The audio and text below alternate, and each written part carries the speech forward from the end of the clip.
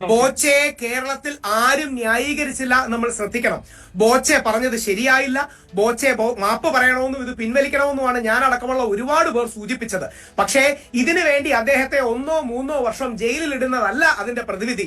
ഇതേപോലെ സിനിമകളിൽ വ്യംഗ്യാർത്ഥമുണ്ട്. ഹണി റോസിനോട് തന്നെ ലാലേട്ടനും ജയസൂര്യയും ഒക്കെ പറയുന്ന വ്യംഗ്യാർത്ഥം ഇതേ ഡയലോഗിൽ ഇതേ കോണ്ടെക്സ്റ്റിലുണ്ട്. എല്ലാ തരത്തിലുള്ള ദ്വയാർത്ഥ പ്രയോഗങ്ങൾ മാറ്റണം. അതോടൊപ്പം ബോച്ചെ സോഷ്യൽ ഓഡിറ്റിംഗിന് വിധേയമാകുന്നത് പോലെ ഹണി റോസിന്റെ വസ്ത്രധാരണവും സോഷ്യൽ ഓഡിറ്റിന് വിധേയമാകണം. ബോച്ചയുടെ വാക്കുകൾക്ക് മാന്യത വേണമെന്ന് പറയുന്നത് പോലെ ഹണി റോസിന്റെ വസ്ത്രധാരണത്തിന് മാന്യത വേണം.